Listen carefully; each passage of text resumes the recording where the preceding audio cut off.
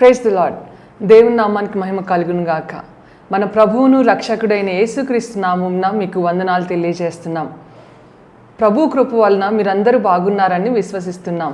షకీనా సందేశం అని మా ఆధ్యాత్మిక కార్యక్రమాన్ని అనుదినము వీక్షిస్తూ వాక్యం ద్వారా బలపడుచున్నారని మేము నమ్ముతున్నాం. మీ కొరకు ప్రార్థిస్తున్నాం.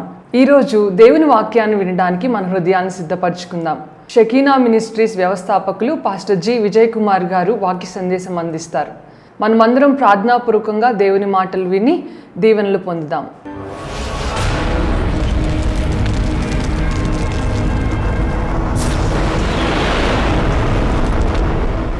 యోవేలు గ్రంథం 2వ అధ్యాయము 21వ వచనం నుండి మనం చదువుకుందామండి. దేశమా భయపడక సంతోషించి గంతులు వేయము, యెహోవా గొప్ప కార్యములు చేసెను. పశువులారా భయపడకుడి, గడ్డి బిళ్ళలు పచ్చిక మొలుచును, చెట్లు ఫలించును, అంజూరపు చెట్లును ద్రాక్ష చెట్లు సమృద్ధిగా ఫలించును. సియోను జనులారా ఉత్సహించి మీ దేవుడైన యెహోవా యందు సంతోషించుడి. తన నీతిని బట్టి ఆయన తొలకరి వర్షమును మీకు అనుగ్రహించును. వాన కురిపించి ముందు వలె తొలకరి వర్షమును కడవరి వర్షమును మీకు అనుగ్రహించును. కొట్లు ధాన్యముతో నిండును, క్రొత్త ద్రాక్షారసమును క్రొత్త తైలమును గానుగులకు పైగా పొర్లిపారును. మీరు కడుపారా తిని తృప్తి పొంది మీ కొరకు వింత కార్యములను జరిగించిన మీ దేవుడైన యెహోవా నామమును స్తుతించినట్లు నేను పంపిన మిడతలను, గొంగళి పురుగులను, పసరు పురుగులను, చీడ పురుగులను అను నా మహాసైన్యము తినివేసిన సంవత్సరముల పంటను మీకు మరలా ఇత్తును. నా జనులు ఇక ఎన్నటికి నీ సిగ్గునందరు. అప్పుడు ఇశ్రాయేలు మధ్య ఉన్నవాడను నేనే అనియు, నేనే మీ దేవుడనైన యెహోవాననియు, నేను తప్ప వేరొక దేవుడొకడును లేడనియు మీరు తెలిసి కొందరు. నా జనులు ఇక ఎన్నడను సిగ్గునందకయుందురు. దేవుడి వాక్య భాగం మన వినికిడిలో ఆశీర్వదించను గాక. ఆమేన్, ఆమేన్. ప్రభునందు ప్రియ దేవుని బిడ్డలారా, యోవేలు ప్రవక్త ద్వారా దేవుడు పలికించినటువంటి ప్రవచన వాక్కులు. యోవేలు గ్రంథము చాలా చిన్న గ్రంథం. ఎన్ని అధ్యాయాలు మొత్తం? 3 అధ్యాయాలే ఉన్నాయి. కానీ ఈ 3 అధ్యాయాలలో చాలా శ్రేష్టమైన అంశాలు పేర్కొనడం జరిగింది. ఇశ్రాయేలు జనాంగం అందరికీ కూడాను ఒక గొప్ప వాగ్దానం ఇక్కడ. దేశమా భయపడక సంతోషించి గంతులు వేయుము, యెహోవా గొప్ప కార్యములు చేసెను. దేవునికి మహిమ కలుగును గాక. హల్లెలూయా. ఒకప్పుడు ఈ దేశము, ఇశ్రాయేలు రాజ్యము, యూదా రాజ్యము ఎంతో తల్లడిల్లిపోయినటువంటి పరిస్థితిలో ఉన్నటువంటి దేశం. ఆ దేశానికి ఒక శుభవర్తమానము, ఒక శుభ సందేశమును దేవుడు ఆ ప్రవక్త ద్వారా తెలియజేయమన్నప్పుడు ఆయన తెలియజేస్తున్నాడు. సంతోషించు, భయపడవద్దు, సంతోషించు. ఎంత సంతోషం అంటే గంతులు వేసే అంత సంతోషం. ఆ దేశంలో, ఆ రాజ్యములో ఒకప్పుడు ఏం జరిగిందంటే ఆ ప్రజలందరూ కూడాను తల్లడిల్లిపోయారు. చూడండి, అక్కడ యోవేలు గ్రంథంలోనే 1వ అధ్యాయంలో 2వ వచనం చూడండి. పెద్దలారా ఆలకించుడి, దేశపు కాపురస్తులారా మీరందరూ చెవియొగ్గి వినుడి. ఇలాంటి సంగతి మీ దినముల్లో కానీ మీ పితరుల దినముల్లో కానీ జరిగినదా? ఈ సంగతి మీ బిడ్డలకు తెలియజేయుడి. వారు తమ బిడ్డలకును ఆ బిడ్డలు రాబోవు తరము వారికి తెలియజేయుదురు. ఇలాంటి సంగతులు, ఏ సంగతులు జరిగినాయి?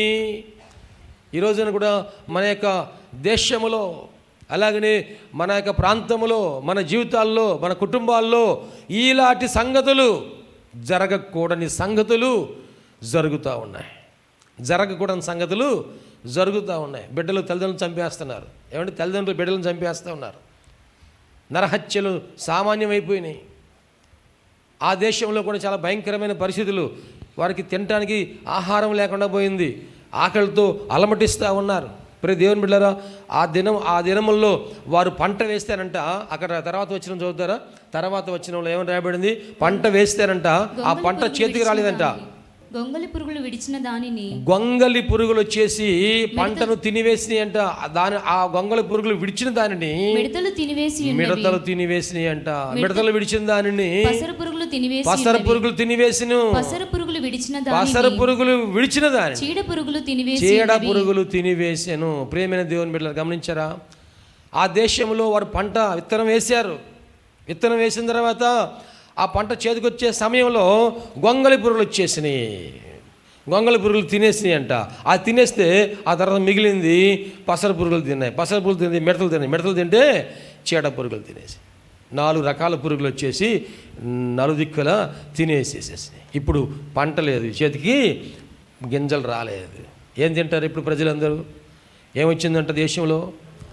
ఏమొచ్చిందండి? పంట లేకపోతే డబ్బులుంటే మనకు గింజలు వస్తాయా? డబ్బులుంటే గింజలు వస్తాయా?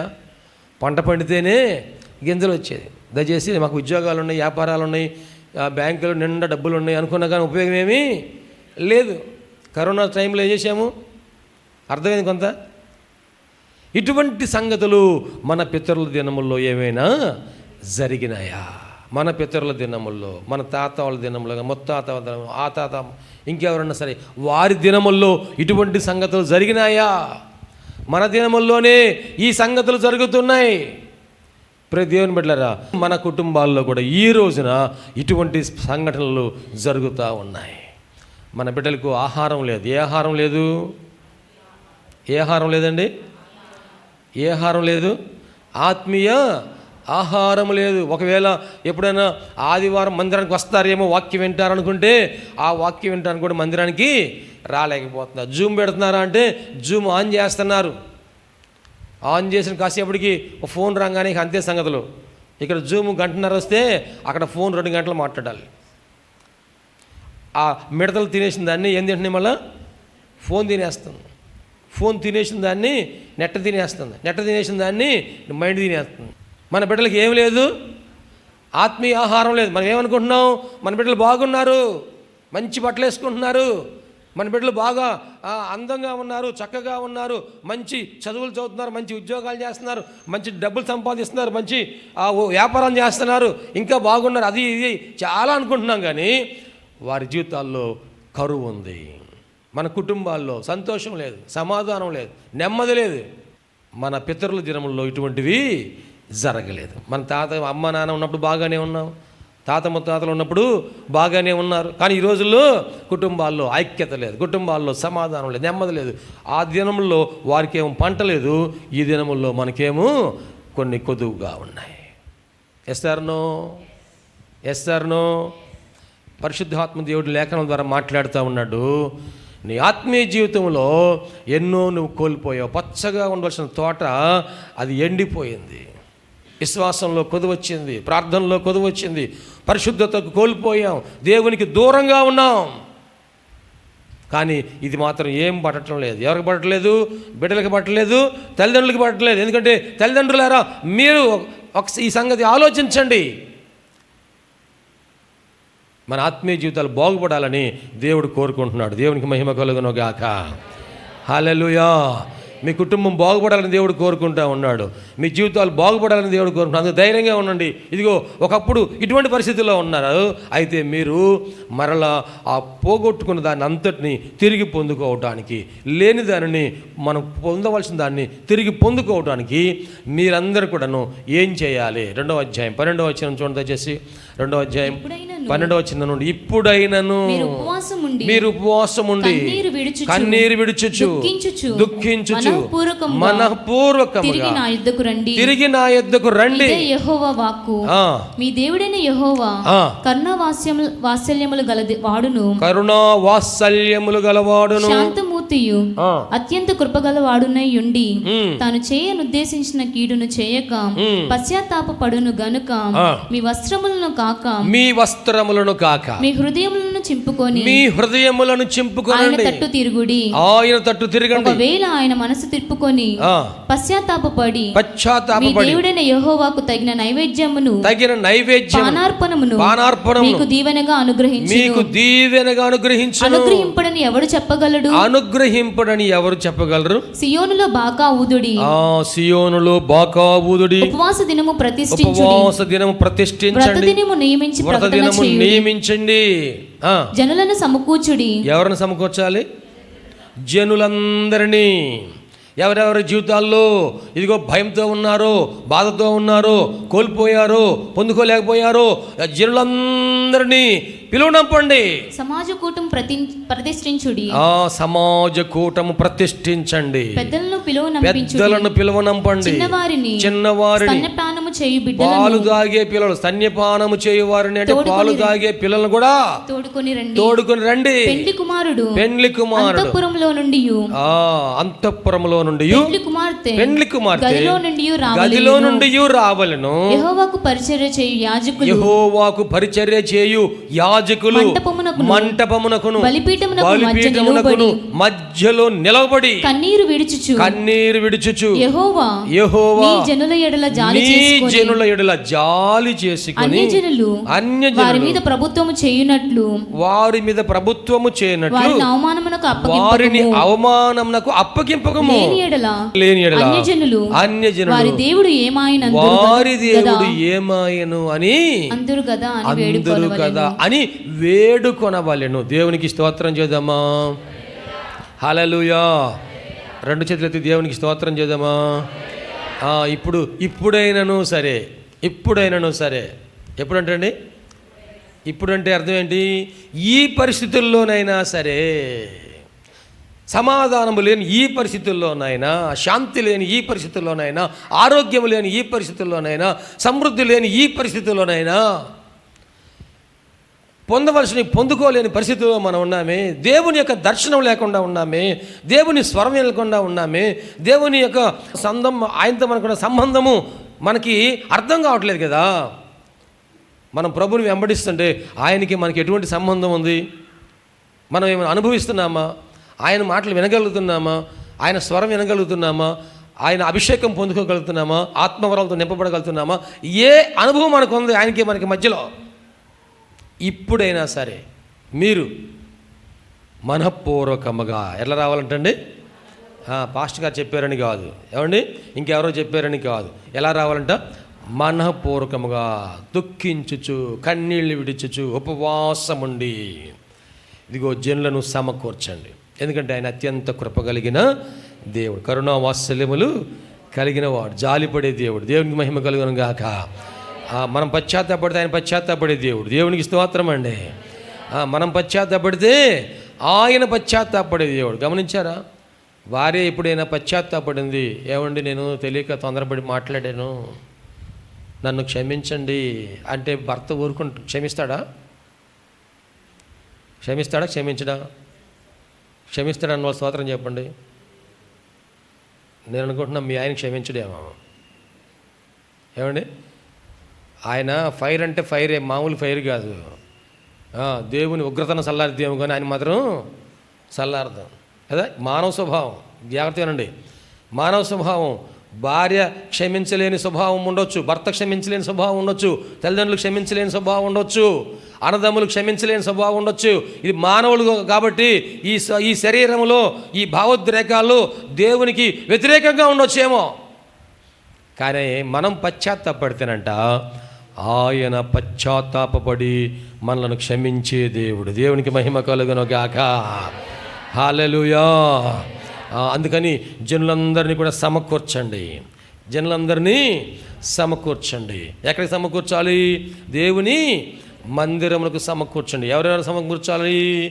జనులను సమకూర్చండి, పెద్దలను సమకూర్చండి, చిన్నవారిని సమకూర్చండి, స్తన్యపానము పాలు తాగే పిల్లలను కూడాను సమకూర్చండి. నేనే పట్టణంలో వారు ఉపవాసం ఉండి ప్రార్థన చేసినప్పుడు ఎవరెవరు ఉపవాసం ఉన్నారంట? రాజుగారి మొదలుకొని దాసుని వరకు ప్రజలందరూ ఉపవాసం ఉన్నారంట. ప్రజలే కాదంట, పశువులు కూడా ఉపవాసం ఉన్నాయంట. ఈ దేశంలో ఈ ఇశ్రాయేలీలు ఉన్నటువంటి ఈ యూదులు ఉన్నటువంటి ఈ దేశంలోనంట పంట ఎండిపోయింది, గడ్డి ఎండిపోయింది, పశువులు కూడాను మేత వేయడానికి గడ్డి లేకుండా పోయిందంటండి. మనుషులకి ఆహారం లేదు, పశువులకు కూడాను గడ్డి లేకుండా పోయిందంట. అందుకని పశువులారా ధైర్యంగా ఉండండి, దేవునికి మహిమ కలుగును గాక. దేశమా ధైర్యంగా ఉండండి, పశువులారా ధైర్యంగా ఉండండి. ఎవరు పాపం చేసింది? మనుషుల పశువుల?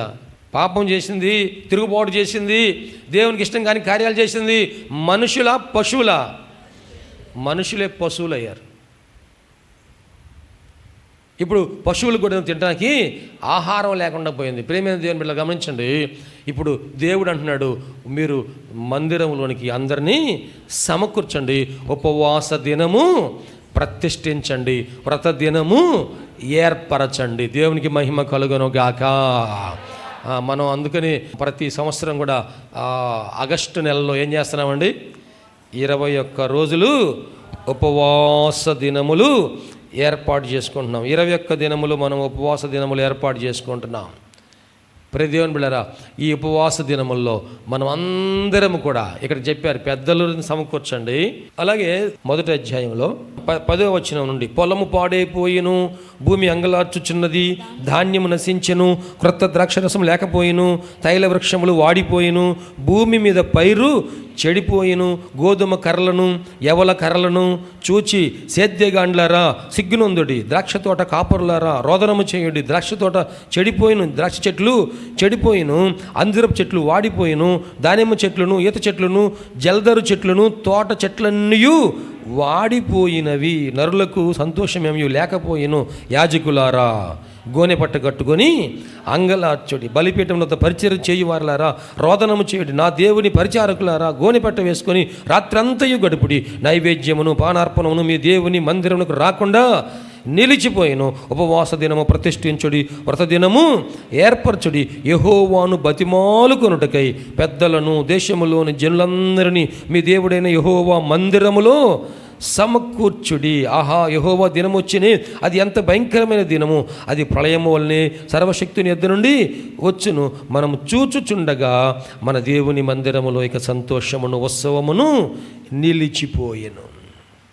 యాజకులారా గోనె పట్ట కట్టుకొని అంగలార్చండి. ఇక్కడ దేశం ఎట్లా ఉందో, ప్రజలు ఎలాగున్నారో, ఆ రాజ్యం ఎలాగుందో, పొలము పాడైపోయింది, చెట్లు పాడైపోయినాయి, పంటలు పాడైపోయినాయి. అక్కడ నానా రకాల చెట్ల గురించి రాయబడింది, గోధుమ కర్రలు యవల కర్రలు అని రాయబడింది. గోధుమలు అంటే మనకు తెలుసు, యవలంటే యవలు కర్రలు అన్నాడు, యవల చెట్లు అన్నాడు, యవల మొక్కలు. యవలు అంటే ఏంటి? యవలు అంటే బార్లీ గింజలు తెలుసుగా మీకు? బార్లీ గింజలు నీళ్ళల్లో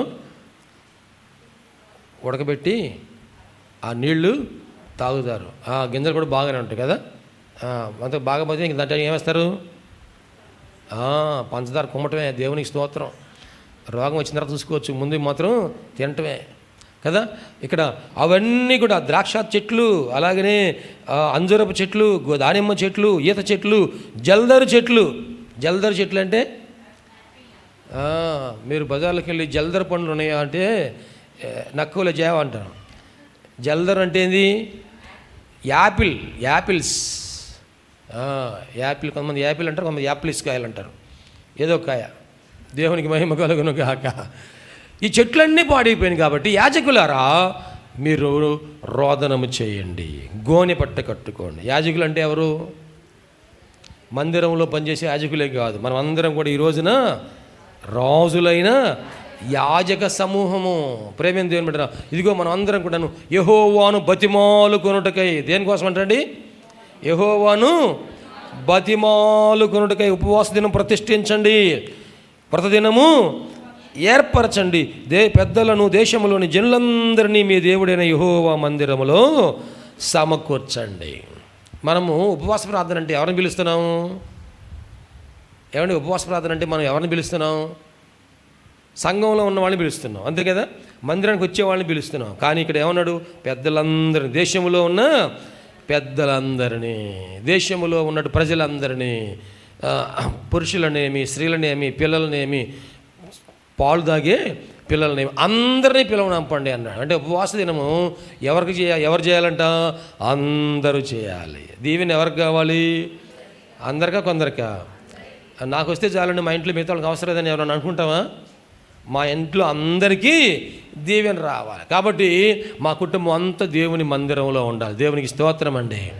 ఇదిగో బలిపీఠము దగ్గరికి మనం చేరాలంట, అంగలార్చాలంట, రోదనము చేయాలంట, దేవునికి మొరపెట్టాలి. ప్రేమ దేవుని బిడ్డలారా, ఎందుకంటే ఎవరైతే ఆత్మీయ జీవితంలో బలహీనంగా ఉన్నారో వారందరూ కూడాను బలపరచబడాలంటే వారు దేవుని మందిరములో ఈ వ్రత దినములో ఉపవాస దినములో వారు ఏకీభవించాలి. ఎవరైతే దేవుని సన్నిధిలో మన సంఘములో ఉన్నవారు కూడా కావచ్చు, ఇంట్లో ఉన్నవారు కూడా కావచ్చు, ఎవరైతే ఈ లక్షణాలు కలిగి ఉంటారో వారు తప్పనిసరిగా ఉపవాస ప్రార్థనలో మనం పాల్గొనాలి. దారి తప్పిపోయిన విశ్వాసలో కనిపించే లక్షణాలు ఏంటంటే, ఒకటి, వారి చెవులకు మందం వచ్చిందంటే, వారి చెవులకి మందం వచ్చిందంట. ప్రభు అన్నాడు, విననేరకమైనట్లు నా చెవులు మందము కాలేదన్నారు. కానీ విశ్వాసులకి, లేకపోతే విశ్వాసంలో రాని వారికి ఏమొచ్చిందంటే, దేవుని వాక్యం వినకుండగా, దేవుని మాటలు వినకుండగా, ఆజ్ఞలు వినకుండగా వారికి చెవులకి ఏమొచ్చిందంటే అండి, మందం వస్తుందంట. అపోస్తల కార్యములు 28 అధ్యాయం 27 వచనం. తర్వాత ఎఫెసీ పత్రిక 4 అధ్యాయం 18 వచనంలో వారి కళ్ళకు అంధత్వం వస్తుందంట. వారి మనోనేత్రాలకు ఏం కలుగుతుందంటండి, గురుడితనం కలుగుతుందంట. వాళ్ళ కళ్ళకి అంధత్వం, దేవుని కార్యాలు చూడలేని చీకటిగా అమ్ముకునేదంట. వాళ్ళకి మందిరంలో ఇంతమంది ప్రార్థన చేస్తుంటే, ఆరాధన చేస్తూ ఉంటే, వాక్యం ఏంటంటే, సాక్ష్యం చెబుతుంటే ఇవేమీ కనపడవంట. వాళ్ళకి మందిరానికి వచ్చినా కూడా కనపడవంట. అటువంటి ఆత్మీయ అంధత్వం వారిని ఆవరిస్తుందంటండి. అలాగే రోమపత్రిక 3 అధ్యాయం 13-14 వచనాల్లో వారి నాలుక అదుపు తప్పుతుందంటండి. ఆత్మీయ జీవితంలో బలహీనంగా ఉన్నవారు ఆ నాలుక ఏం తప్పుతుందంటే, అదుపు తప్పి మాట్లాడతారంట. వారు వాక్యానికి వ్యతిరేకంగా మాట్లాడతారు, దేవుని చిత్తానికి వ్యతిరేకంగా మాట్లాడతారు. ఇది దేవుని వాక్యానికి వ్యతిరేకంగా నేను మాట్లాడుతున్నాను అని తెలిసినా కానీ నోరు జారి మాట్లాడతారు. ఎందుకంటే నాకు ఉంది కదా నోరు అని చెప్పేసి వాళ్ళ ఇష్టానుసారంగా మాట్లాడుతుంటారు. దేవుడు అంటే భయము భక్తి లేకుండా దేవుని వాక్యానికి వ్యతిరేకముగా, దేవుని చిత్తానికి వ్యతిరేకముగా మాట్లాడుతూ ఉంటారంట. అటువంటి వారందరూ కూడా ఈ ఉపవాస ప్రార్థనలో తప్పనిసరిగా సరి చేసుకోవడానికి ఏకీభవించాలి. ఇర్మీయా గ్రంథం 17 అధ్యాయం 9 వచనము, మోసపూరితమైన హృదయం కలిగిన వారుగా ఉంటారు. మోసపూరితమైన హృదయం, అక్కడ ఏమని రాయబడింది, హృదయం అన్నిటికంటే మోసకరమైంది, అది ఘోరమైన రోగం కలిగింది, జబ్బు కలిగింది. హృదయానికి ఏమొచ్చిందంటండి, జబ్బు ఉంది, అది తెలియట్లా జబ్బు. హృదయానికి జబ్బు ఉంది, శరీరానికి జబ్బు ఉంటే తెలుస్తుంది, కానీ హృదయానికి జబ్బు ఉంటే మాత్రము తెలియటంలా. అందుకని ఈ లక్షణాలు ఎవరెవరికి ఉంటున్నాయో వారందరూ తప్పనిసరిగా దేవుని సన్నిధిలో మోకరించాలి. తర్వాత కొరింథీయుల రాసిన మొదటి పత్రిక 2 అధ్యాయం 14 వచనంలో వెర్రితనంతో కూడిన మనస్సు, వెర్రితనంతో కూడిన మనస్సు. వారు జ్ఞానం కలిగిన వారు అనుకుంటున్నారు కానీ వారు వెర్రితనంగా మాట్లాడుతూ ఉన్నారు. జ్ఞానం కలిగిన వారు అనుకుంటున్నారు కానీ వారు వెర్రితనంగా జీవిస్తూ ఉన్నారు. ప్రియమైన దేవుని బిడ్డలారా, ఇవి మన ఆత్మీయ జీవితం నుంచి మనం తొలగిపోతున్నాం. చివరిగా అది యెహెజ్కేలు గ్రంథంలో మనం చదివినట్లయితే 18వ అధ్యాయం 4వ వచనంలో అక్కడ సంబంధాలు చెడిపోవటం అంటే కుటుంబంలో భార్య భర్తల మధ్య సంబంధము సరిగా లేకపోవటం, తల్లిదండ్రులకి బిడ్డలకి మధ్య సంబంధం సరిగా లేకపోవటం, అలాగే అన్నదమ్ముల మధ్యలో సమాధానం లేకపోవడం, అక్క చెల్లెల మధ్యలో సమాధానం లేకపోవడం, తోడుకోళ్ళ మధ్యలో సమాధానం లేకపోవడం. ఇంకెవరు, ఏపరాళ్ళు ఎవరాళ్ళు ఏపరాళ్ళ మధ్యలో సమాధానం లేకపోవడం, సంబంధ బాంధవ్యాలు చెడిపోయి ఉన్నాయి, సమాధానం లేదు.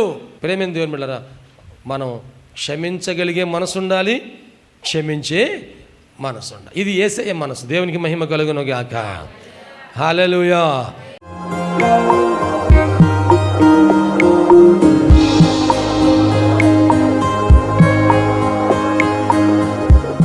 ప్రభునందు ప్రియ దేవుని బిడ్డలారా, ఎంతవరకు దేవుని వాక్యం విన్నందులకు ప్రభునామమున వందనాలు తెలియజేస్తున్నాం. మనం అందరం ప్రార్థనలో ఏకీపిద్దాం. తలల వంచి కనుల మూసుకొని ప్రార్థనలో ఏకీపిద్దామండి. ప్రార్థించుకుందాం. మహోన్నతుడైన దేవా, పరిశుద్ధుడైన మా ప్రభువా, నీ పరిశుద్ధమైన పాదములకు వందనాలు. ఇదిగో నాయనా, ఈ వాక్యము ద్వారా మాతో మీరు మాట్లాడినందుకు వందనాలు ప్రభా. అవును, నువ్వు సజీవుడైన దేవుడు అయ్యా, మాట్లాడే దేవుడవు ప్రభా. ఈ వాక్యం మా హృదయంలో పదిలిపరుచుకుంటూ సహాయం చేయండి. సంపూర్ణమైన మారు మనసు మాకు దయచేయండి. పాప క్షమాపణ అనుభవం మాకు దయచేయండి. రక్షణ ఆనందం మాకు దయచేయండి ప్రభువా. ఈ అనారోగ్యములు, బలహీనతలు, సమస్యలు, శోధనలు, సైతాను ఆటంకాలు అన్నీ కూడా యేసుక్రీస్తు నామములో తొలగించండి నాయన. పరిశుద్ధాత్మ దేవ మీ కార్యం జరిగించండి అయ్యా. మీరు మాకు తోడుగా ఉండి దీవించండి. మమ్మల్ని మా కుటుంబం జ్ఞాపకం చేసుకోండి. మా బిడ్డలు మీరు ఆశీర్వదించండి ప్రభా. మా కుటుంబంలో రక్షణ ఆనందం సంపూర్ణంగా దయచేయండి. ఎటువంటి అవసరాలని మీకు తెలుసునైనా ప్రతి అవసరతలో కూడా మాకు సహాయం దయచేయండి. అన్ని విషయాలు కూడా మీరు దీవించండి. ఈ టీవీ ప్రోగ్రాం చూసిన ప్రతి ఒక్కరిని పేరు వరుసన మీరు దీవించి రక్షించి మీరు అక్కడ సిద్ధపరచండి. మంచి భవిష్యత్తును వారికి దయచేసి మీ కృపలో మీరు వర్ధలు చేయమని నీకే సమర్పణ చేసుకుంటూ యేసయ్య పరిశుద్ధ నామములో స్తుతించి ప్రార్థించి వేడుకుంటున్నాము తండ్రి.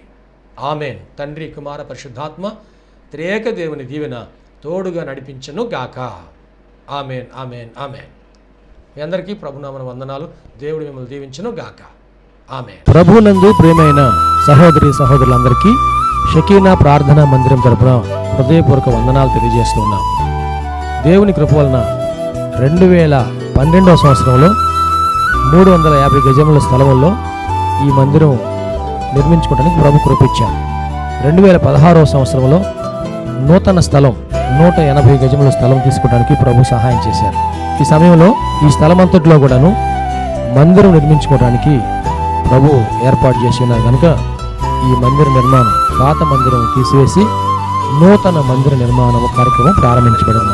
దయచేసి ఈ మందిర నిర్మాణం కొరకు మీరు అందరూ ప్రార్థన చేయాలని, ప్రేరేపించబడిన వారందరూ కూడాను ఈ మందిర నిర్మాణంలో 106 అడుగుల పొడవు 45 అడుగుల వెడల్పు కలిగిన ఈ స్థలం అంతట్లో మందిర నిర్మాణం స్లాబ్ వేయటం జరుగుతుంది కనుక దయచేసి ప్రేరేపించబడిన వారందరూ కూడా మీ ఆర్థిక సహాయ సహకారాలు అందించి ప్రార్థించి మీరు దీవించబడాలని ప్రభునామన మనవి చేస్తున్నాం. ఈ స్క్రీన్ మీద చూపించబడుతున్న నంబర్కు మీరు ఫోన్పే కానీ, గూగుల్ పే కానీ, లేక మా అకౌంట్ నంబర్కి మీరు కానుక పంపించి సహాయం చేయాల్సిందిగా కోరుతున్నాం. లేక మీరు ప్రత్యక్షంగా వచ్చి ఈ మందిర నిర్మాణ కార్యక్రమాన్ని చూసి మీరు కానుక అందించి దీవించబడాలని ప్రభునామన మనం చేస్తాం. ప్రభు మనందరికీ తోడుగా ఉండి ఆశీర్వదించును గాక.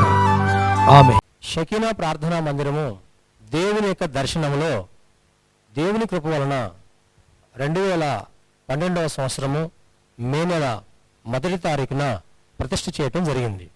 ఈ మందిరములో దేవుని ఆరాధించుటకు విచ్చేసిన వారు ఆత్మరక్షణ, శరీర స్వస్థత, వారి జీవితంలో ఆశీర్వాదాలు పొందుకుంటూ ఉన్నారు. ఉపవాస ప్రార్థనలో అభిషేకించబడి దేవుని ఆత్మతో ఆరాధించుచున్నారు. అనేక మంది పరిశుద్ధాత్మతో నింపబడుచున్నారు. దురాత్మ బంధకములతో బంధించబడిన వారు సాతాను బంధకాల నుంచి విడిపించబడి ఆశీర్వాదం పొందుతూ ఉన్నారు. రక్షణ లేని వారు బాప్తిసం పొంది రక్షణ ఆనందాన్ని అనుభవిస్తూ ఉన్నారు. ఈ మందిరంలో చేయబడుచున్నటువంటి ఉపవాస ప్రార్థనలు, అభిషేక ఆరాధనలో అనేక మంది దీవించబడుతూ ఉన్నారు. ప్రియ స్నేహితులారా, మీరును సమస్యల్లో సతమతమవుతున్నారా? వ్యాధి బాధలతో పీడించబడుతున్నారా? నెమ్మది లేక బాధపడుతున్నారా?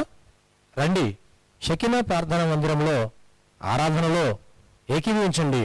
ప్రభు మీకు సహాయం చేయగలరు.